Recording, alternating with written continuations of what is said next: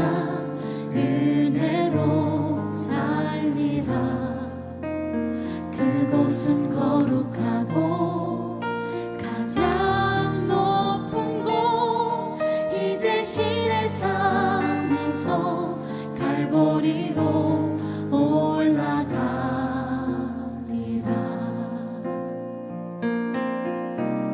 나를 위해 십자가에 달리신 예수께로 사모하는 주님 계신 지성소로 나갑니다. 나 이제 예수 피를 힘입어 지성소로 들어가네. 예수의 십자가 의지하여 휘장 가운데로 나가네. 나 거기서 사랑하는 주님 만나리라. 주님의 임재 안에 거하리라.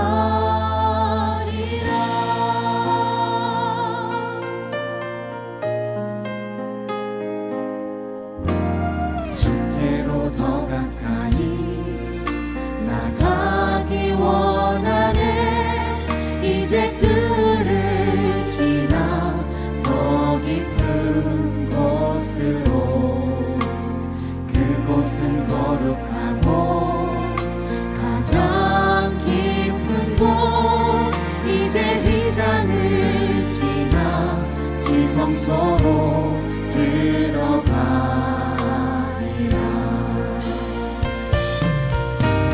나를 위해 보혈 흘리신 예수께로 사모하는 보좌 위에 주님께로 나갑니다. 나 이제 예수 피를 힘입어 지성소로 들어가네. 예수의 십자가 의지하여 휘장 가운데로 나가네. 나 거기서 사랑하는 주님 만나리라. 주님의 임재 안에 거하리라. 나 이제 예수 피를 힘입어 지성소로 들어가네. 예수의 십자가 의지하여 휘장 가운데로 나가네. 나 거기서 사랑하는 주님 만나리라. 주님의 임재 안에 거하리라. 나 거기서 사랑하는 주님 만나리라. 주님의 임재 안에 거하리라.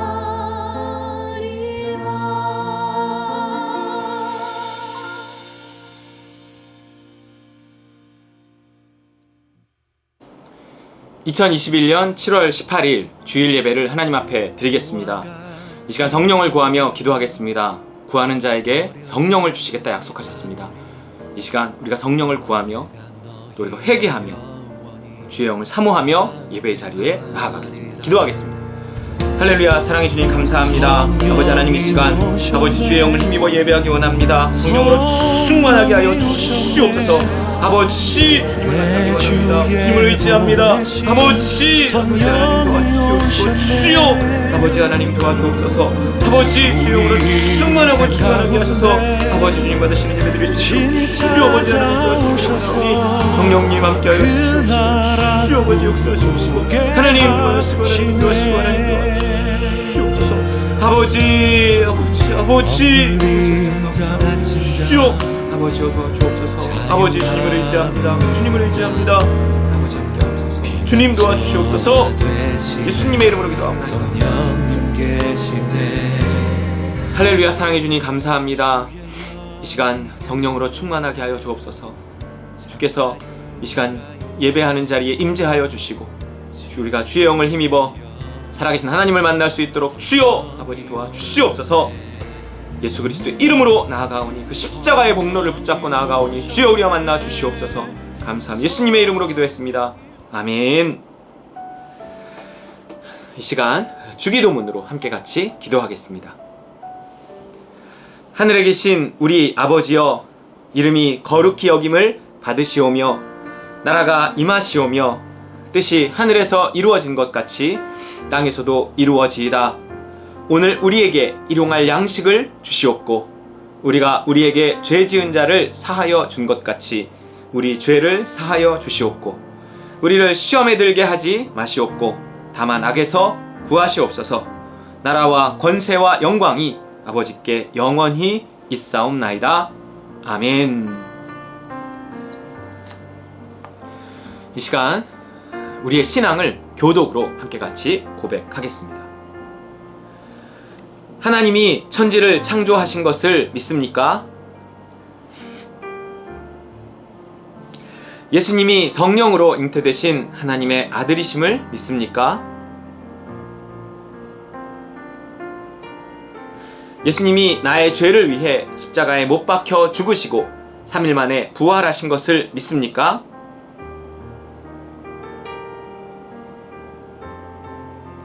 예수님을 믿어 나의 모든 죄가 사함 받았음을 믿습니까? 예수님을 믿는 자에게 보내주시는 성령이 내 안에 계심을 믿습니까? 성령을 따라 살면 하나님의 나라가 시작됨을 믿습니까? 믿는 자의 부활과 심판과 영원한 천국을 믿습니까? 아멘. 이 시간은 치유와 축복의 기도 시간입니다. 에스겔 36장 26절 말씀 함께 읽겠습니다. 또 새 영을 너희 속에 두고 새 마음을 너희에게 주되 너희 육신에서 굳은 마음을 제거하고 부드러운 마음을 줄 것이며. 여러분, 이 굳은 마음이라는 것은 나이가 들면서 세월이 지나면서 생겨납니다. 왜 그러냐면 이게 일종의 굳은 살 같은 건데 상처의 흔적 같은 것입니다. 살면서 많이 상처받다 보면 그 상처에서 스스로를 보호하기 위해서 자기를 이렇게 단단하게 만드는 그 과정을 거치죠. 그러면서 굳은 마음이 되는 것입니다. 쉽게 감동하지도 않고요, 그렇다고 쉽게 상처받지도 않는 그런 굳은 마음을 가지고 있어야 겨우 살아남을 수 있을 것 같은 거죠. 살아남으려고 하는 발버둥침 속에서 생겨나는 것입니다. 그러나 우리는 우리의 상처를 주님께 아뢰고 주님의 은혜로 이 상처를 치료받아야 하는 사람들이지, 그 상처를 굳은 살로 바꾸는 사람들은 아니라는 거예요. 그래서 이미 생긴 그 굳은 마음 성령께서 그것도 부드러운 마음으로 바꾸어 주시고, 또 새롭게 굳은 마음이 생길 수 있는 어떤 상처들에 대해서도 마음이 상한 자를 고치시는 성령께서 우리를 고쳐주시면서 우리에게 부드러운 마음을 주신다는 거예요. 여러분, 이 부드러운 마음이 있어야 우리가 기뻐할 수 있습니다. 성령님, 내 마음을 치료해 주시고 나에게 부드러운 마음 주셔서 내 마음에 기쁨을 주시옵소서. 여러분, 기쁨만큼 큰 축복이 없죠.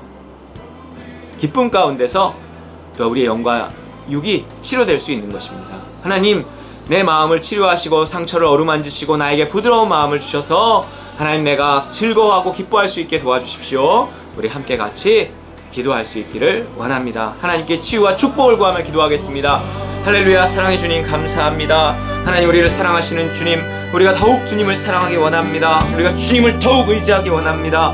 하나님 성령으로 충만하게 하시고 성령을 힘입어 하나님 우리가 부드러운 마음을 가질 수 있게 하나님 도와주시옵시고 하나님 상처받지 않게 하시고 상처받은 심령을 치유받을 수 있도록 주여 아버지 도와주시옵소서. 하나님 부드러운 마음 속에 즐겁고 기쁘게 하시고 하나님 주 안에서 아버지 안식을 누리며 행복할 수 있도록 주여 아버지 하나님 도와주시옵소서. 하나님 부드러운 마음이라는 그 축복이 우리 가운데 있기를 원하오니 주여 우리 성도들의 마음을 어루만지시고 저희 만족을 어루만지셔서 아버지 하나님 부드러운 마음 주시옵소서. 부드러운 마음 주시옵소서. 하나님 기뻐할 수 있는 마음 주시옵소서. 주여 아버지여 도와주시옵소서. 하나님 감사합니다. 아버지여 도와주옵소서. 예수 그리스도의 이름으로 기도합나이다. 아멘. 할렐루야. 사랑해 주님 감사합니다. 우리 성도들 머리 위에 안수하고 축복하오니 주께서 찾아가 주셔서 함께 안수하시고 축복하여 주시옵소서. 하늘의 신령한 복과 땅의 풍성한 복 부어주시고 아버지 무엇보다 굳은 마음 제하고 하나님 그 험한 세월 속에 가진 그 굳은 마음과 그 상처와의 흔적들을 주님께서 어루만지시고 치료하셔서 회복시키셔서 부드러운 마음을 주시옵소서. 다시 자유함을 주시고 기쁨을 주시고 참 안식을 누리며 살아갈 수 있게 주님 도와 주시옵소서. 감사합니다. 하나님 부드러운 마음 가운데 즐거워하고 기뻐하며 참 행복을 누리며 주의 주신 복을 누리는 우리 성도들 다 되기 원하오며 예수님의 이름으로 간절히 축복하며 기도 올리옵나이다. 아멘. 우리 이 시간은 헌신의 말씀과 헌금기도 시간입니다. 에스겔 36장 26절 또 새 영을 너희 속에 두고 새 마음을 너희에게 주되 너희 육신에서 굳은 마음을 제거하고 부드러운 마음을 줄 것이며. 여러분 이 부드러운 마음이 우리에게 또 필요한 이유는요, 굳은 마음으로는요 누구의 말을 잘 듣지 않습니다. 그러다 보면 하나님의 말씀조차 다 듣지 않고 들리지 않아요. 그래서 부드러운 마음이 없으면 하나님의 음성을 들을 수 없고 순종할 수 없습니다. 우리가 하나님의 음성을 듣고 싶으면 부드러운 마음이 있어야 되고요, 부드러운 마음이 있어야 그 음성이 들리고 그 음성에 순종할 수 있는 것입니다.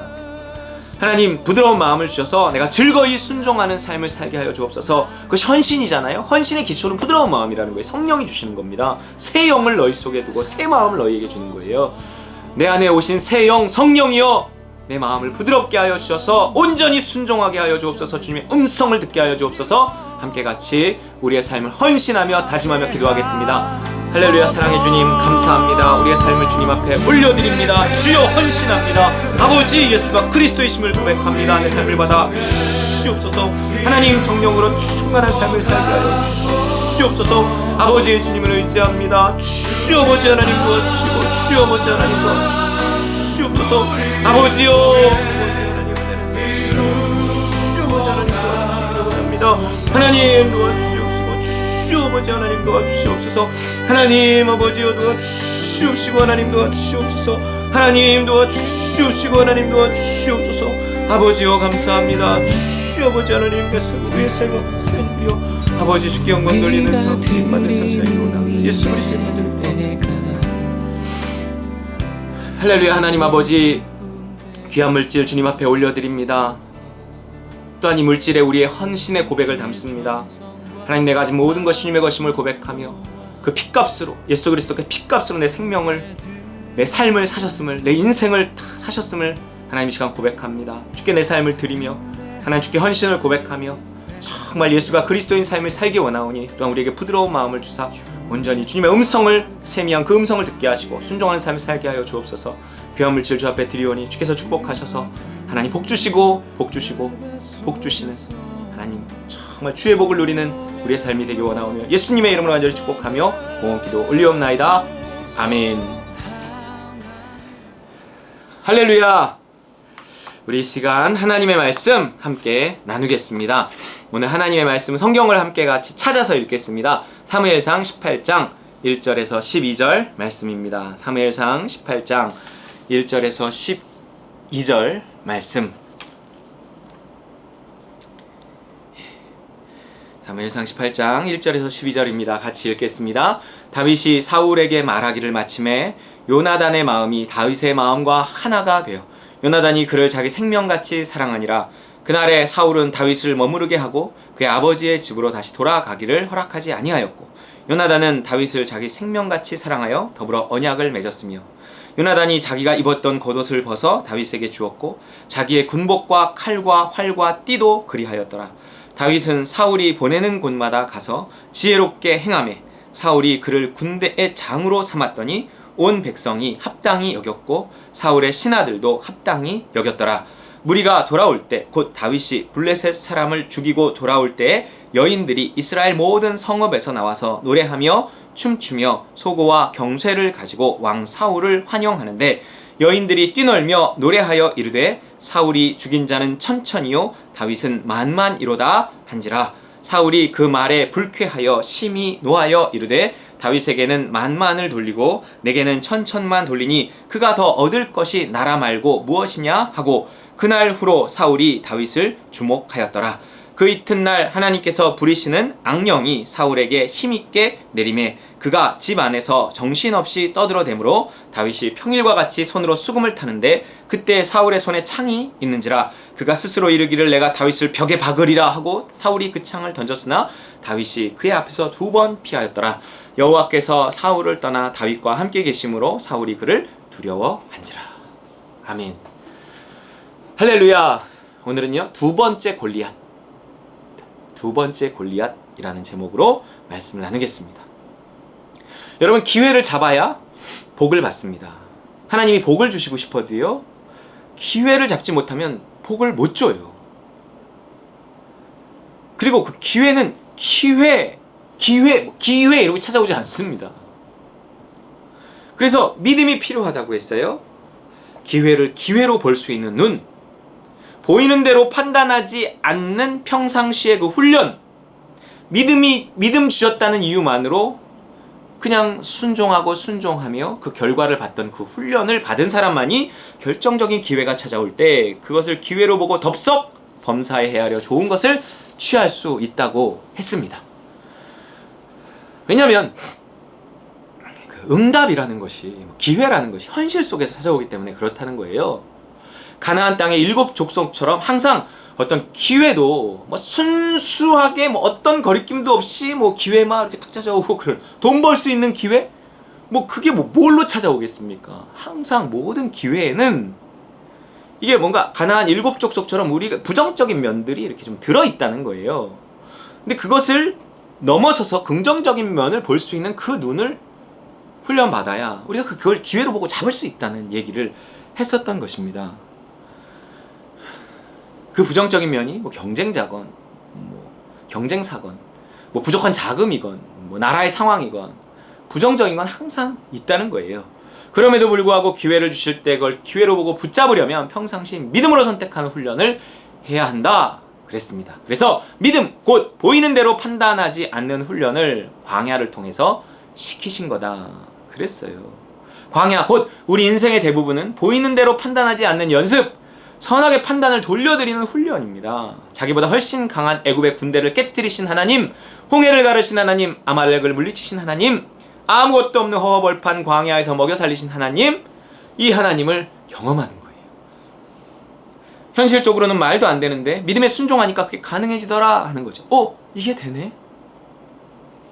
하지만 그걸 다 보고 경험했다고 해서 똑같이 뭔가 하나님의 한 교회를 다니면서 똑같이 하나님의 역사를 봤다고 해도요, 똑같이 믿음이 자라서 똑같이 기회를 잡을 수 있는 것은 아니라는 것입니다. 그래서 젖과 꿀이 흐르는 가나안 땅을 눈앞에 두고도 그 안에 있는 적들 때문에 못 들어간 사람도 있었고, 그래서 들어가자 말했던 사람도 있었던 것입니다. 훈련을 받되 잘 받아야 된다 그러는 거예요. 여러분 어떠신가요? 믿음으로 사는 훈련을 잘 받고 계신가요? 이 코로나 상황은 그 어느 때보다 이 믿음의 훈련을 받기에 적합한 환경입니다. 긴급 문자에, 들리는 소문에, 뉴스 기사에 이리저리 흔들리고 방황하면 우린 이 코로나가 끝난 이후에 진짜 기회를 잡을 수 없습니다. 지금 변이 바이러스가 우리에게 또 한 번의 믿음을 요구하고 있어요. 여러분, 해라! 기억하시죠? 이거 기억하면서 끝까지 믿음의 선택들을 하시기 바랍니다. 그래서 젖과 꿀이 흐르는 땅, 일생 일대의 기회가 왔을 때 그 기회를 탁 잡으시기 바래요. 골리앗을 보고 모두가 그것을 위기라고 했을 때 다윗은 그것을 기회로 보고 그를 물리쳤습니다. 누가 그걸 기회로 볼 수 있었겠어요? 왜 다윗만 기회로 봤을까요?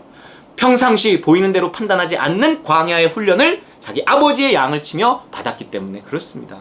장대한 7족속이 있었지만 여호수아는요 가나안 땅 앞에 서서 그걸 기회로 여겼단 말이에요. 그도 뭔가 훈련받은 사람이었다는 얘기예요. 보이는 대로 판단하지 않고 믿음대로 판단하며 기회를 잡았을 때, 그래서 정말 골리앗을 쓰러뜨리고 적군을 물리치고 그러잖아요. 그러면 축복이 쏟아지는 것입니다. 여러분, 반드시 따름에는 누림이 있어요. 우리가 이 코로나 기간 동안에 보여드렸던 그 믿음, 순종했던 그 따름에 대한 보상이 반드시 있을 것입니다. 전쟁에는 전리품이 있는 거거든요.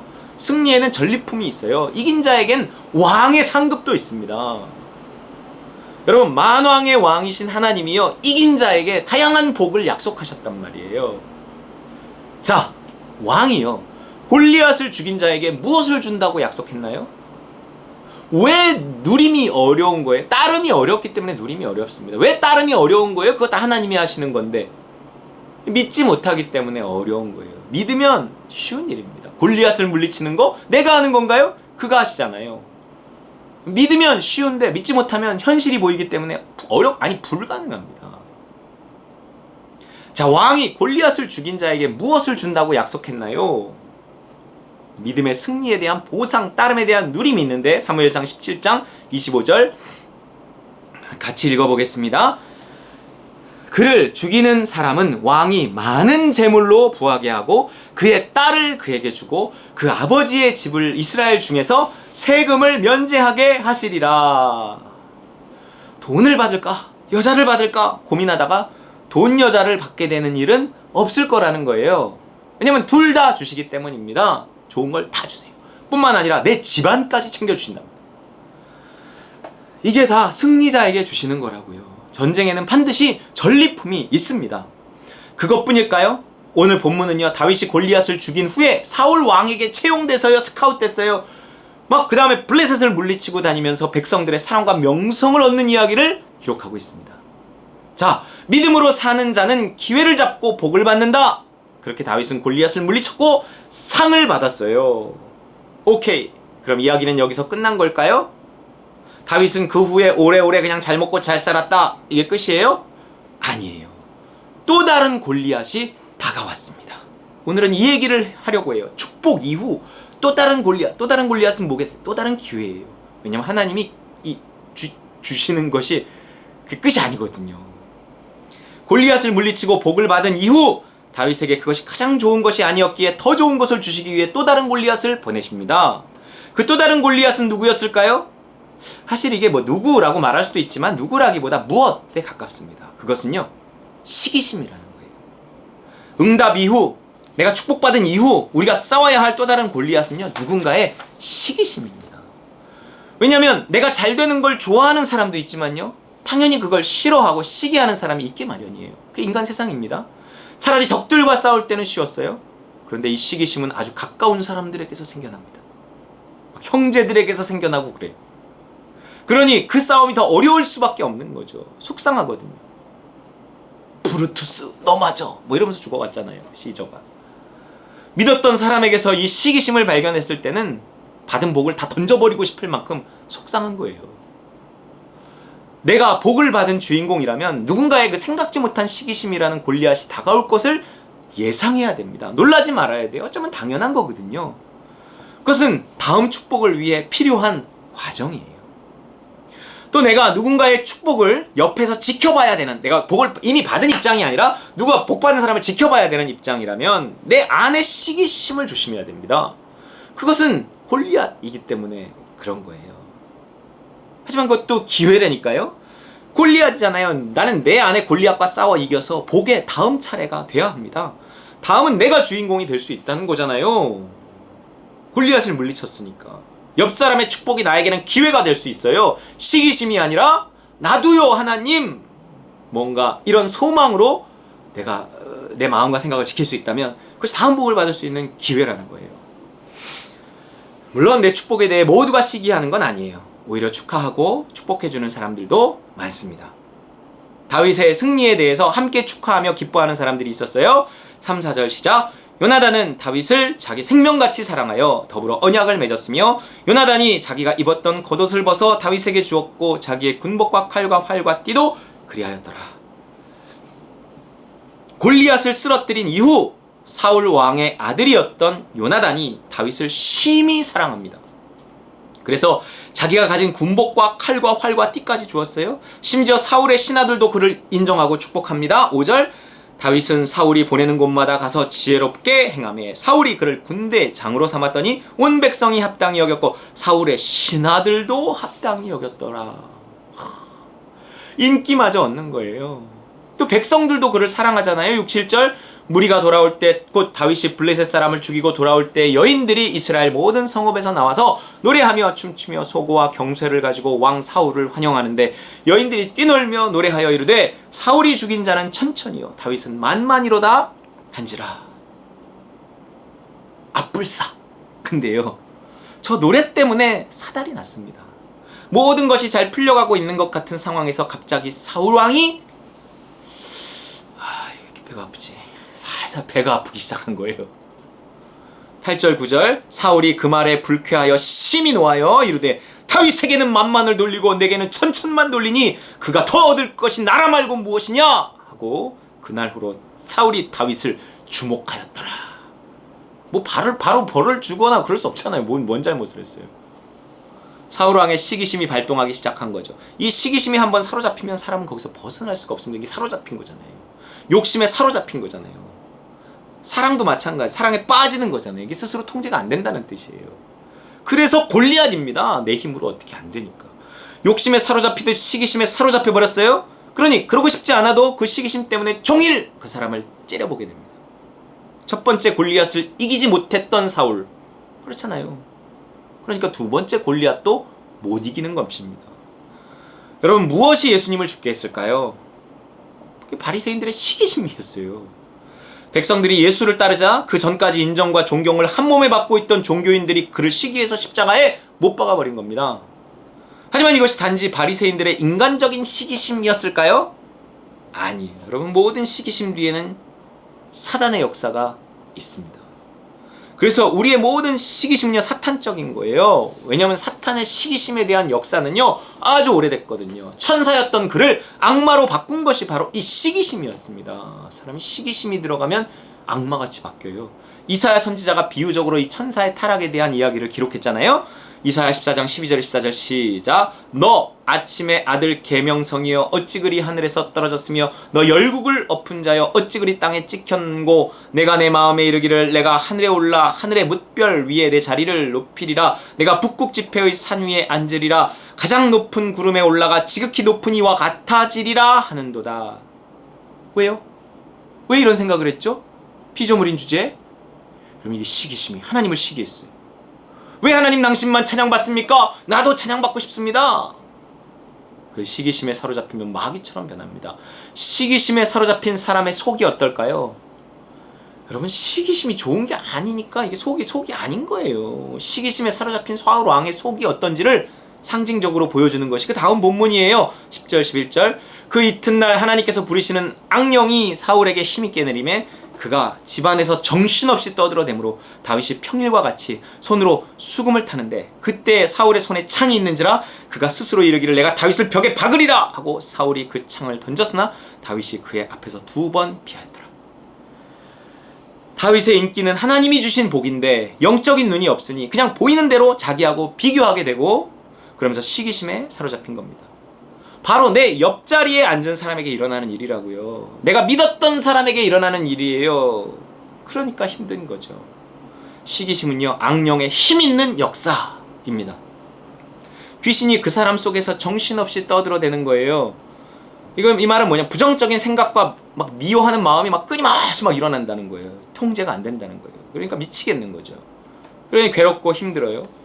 시기심은 시기하는 그 당사자가 가장 힘듭니다. 그래서 그런 사람 보면 나 때문에 그런 시기심을 갖는 사람을 보면 이게 뭐 서운해하기 전에 너 참 힘들겠다 이렇게 생각해야 합니다. 그렇잖아요.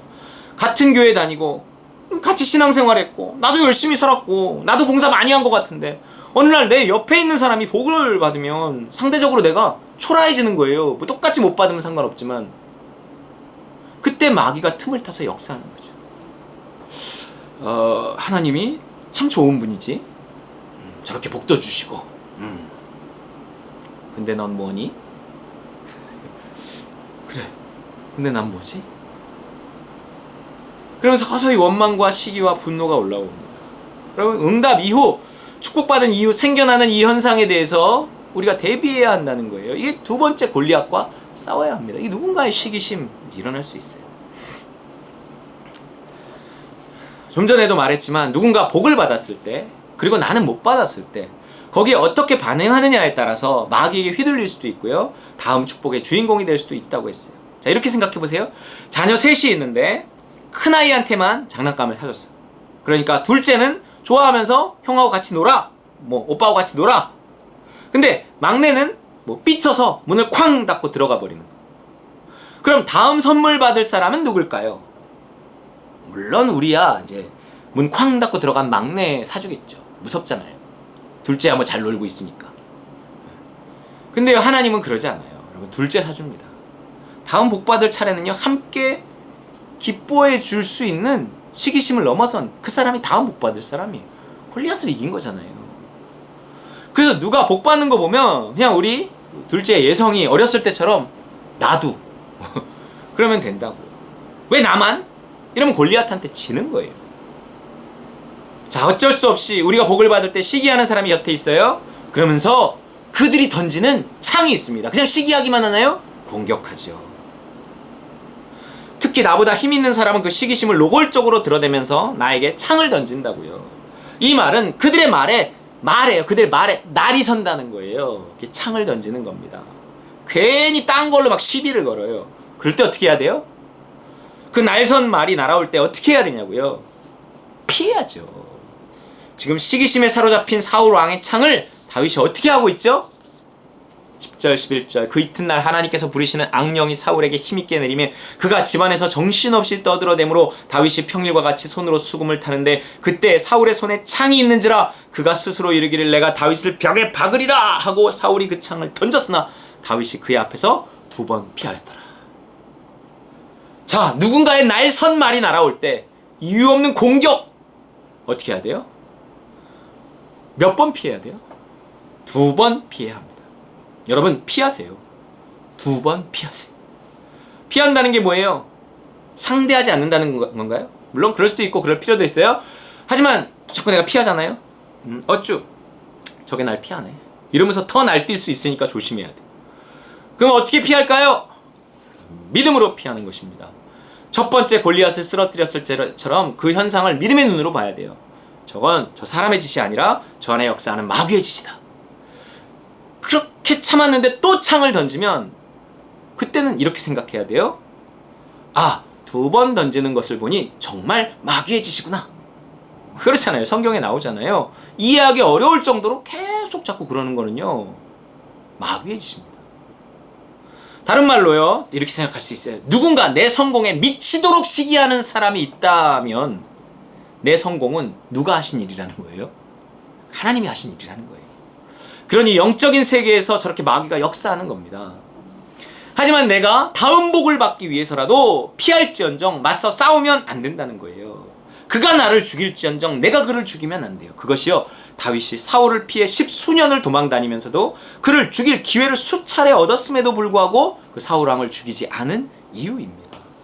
죽일 수 없을 것 같은 자는 죽이는 게 믿음이지만 골리앗, 죽일 수 있을 것 같은 자는 죽이지 않는 것이 믿음입니다. 사울 왕이 내가 할 수 없는 것을 해내는 게 믿음이잖아요. 둘 다 십자가가 필요한 겁니다. 둘 다 내가 이겨야 할 골리앗인 거예요. 여러분, 그런데 재밌는 게 뭔지 아세요? 10절 11절 그가 스스로 이르기를 내가 다윗을 벽에 박으리라 하고 사울에게 그 창을 던졌으나 다윗이 그의 앞에서 2번 피하였더라. 여호와께서 사울을 떠나 다윗과 함께 계심으로 사울이 그를 두려워한지라. 여러분, 창 맞는 놈이 두려워하는 게 아니라 창 던지는 놈이 지금 두려워하고 있습니다. 시기 받는 나에게는 괴로움은 있지만 두려움은 없어요. 하지만 시기하는 놈은요, 괴로울 뿐 아니라 두렵습니다. 자기도 그러면 안 되는 걸 알거든요. 죄책감이 들어요. 스스로도 하나님을 대적하고 있다는 사실을 느껴요. 그러면서도 멈출 수 없으니까 괴롭고도 두려운 거죠. 근데 여기서 또 하나 알아야 할 사실은요, 나를 시기하고 미워하는 그 사람을 대하는 나의 어떤 태도, 이유 없는 고난을 대하는 나의 태도를 보는 제3자가 있다는 사실입니다. 첫 번째 골리앗을 쓰러뜨렸을 때도요, 그걸 보고 나를 인정하며 하나님께 영광을 돌렸던 사람이 있었지만 그들을 증인으로 해서 나에게 복을 주시는 거거든요. 이 두 번째 골리앗을 이기는 모습을 보고 더욱 또 나를 인정하며 하나님께 영광 돌릴 사람이 있습니다. 말을 안 하지만 모르나요? 다 느끼죠. 그들이 보는 사람이 있다는 거예요. 누구도 이유 없이 미움받으면서 좋은 사람 없거든요. 힘들고요. 속상해요. 하지만 그걸 믿음으로 이겨내고 참고 오히려 그를 불쌍히 여길 수 있다면 그는요, 누군가 증인을 마련하는 것이고 다음 축복을 준비하고 있는 것입니다. 다윗이 왕의 상을 받는 것으로 끝났나요? 전리품을 얻는 것으로 끝났나요? 아니에요. 결국 왕이 됐습니다. 다음 복이 있습니다. 이것이 응답 이후 우리에게 더 큰 믿음이 필요한 이유예요. 생각지 못한 두 번째 골리앗, 이것은 생각지 못한 더 완벽한 축복을 위한 서막임을 깨닫고 믿음으로 인내하고 승리해서 더 큰 복을 받아 누리는 우리 다른 관님 식구들 다 되시기를 주의 이름으로 축원합니다.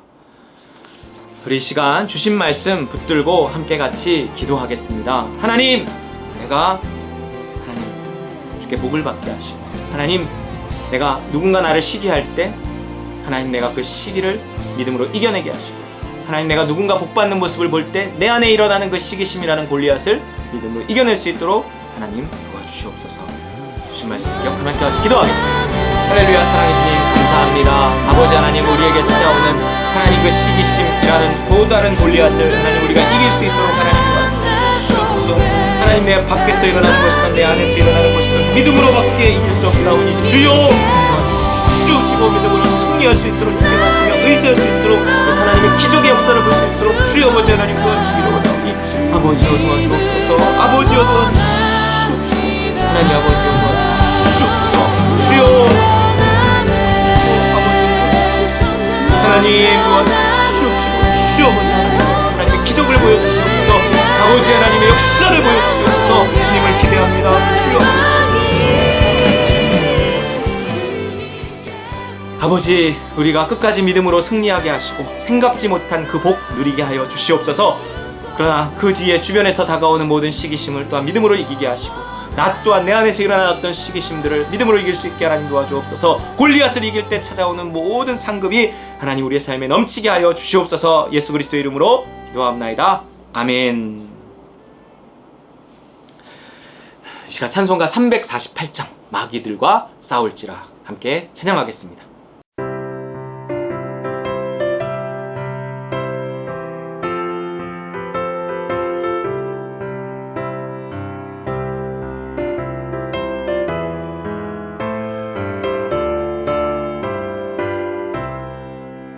마귀들과 싸울지라 죄악 벗은 형제여 담대하게 싸울지라 자기 약한 정령과 심판날과 멸망의 날 내가 선한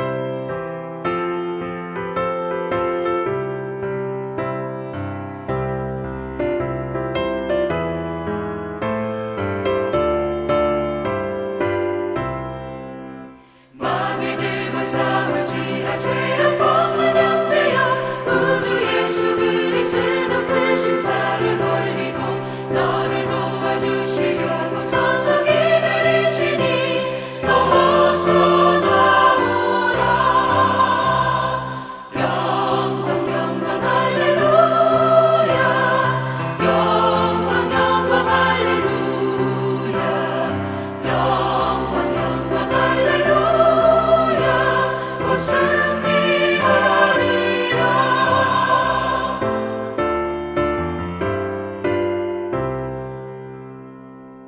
우리 축도로 예배를 마치겠습니다.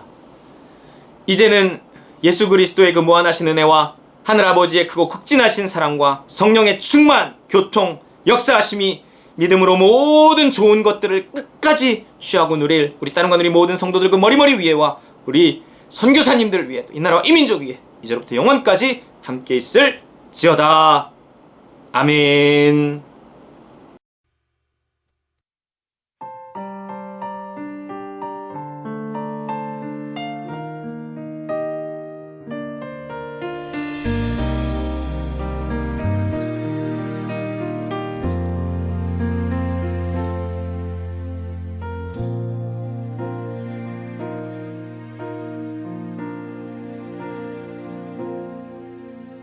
주께로 더 가까이 나가기 원하네. 이제 율법을 지나 은혜로 살리라. 그곳은 거룩하고 가장 높은 곳, 이제 신의 산에서 갈보리로 올라가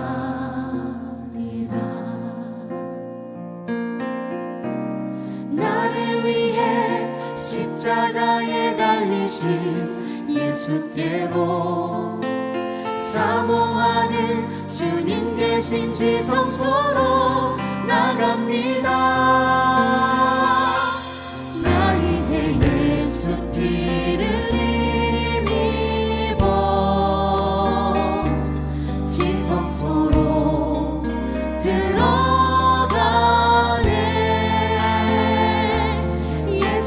십자가 의지하여 휘장 가운데로 나가네. 나 거기서 사랑하는 주님 만나리라. 주님의 임재 안에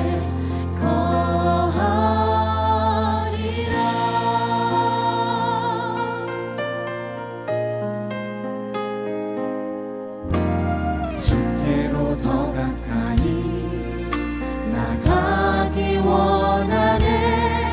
이제 뜰을 지나 더 깊은 곳으로. 그곳은 거룩하고 가장 깊은 곳, 이제 휘장을 지나 지성소로 들어가